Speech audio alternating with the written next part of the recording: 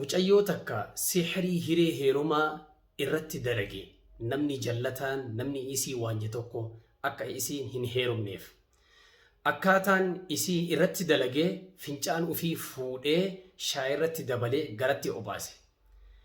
Mallattoon sihrii hiree jaalalaa akka isiin hin heerumneef namarratti dalagan ka ofitti beeytuun dhalaan takka matatu akka malee nama dhukkuba, gaastirik nama dhukkuba, lafeen duydaa nama dhukkubdi, hirriba keessa nama cinqaa, nama isii kadhatu hunda laalcha badaadhaan isii ilaalti.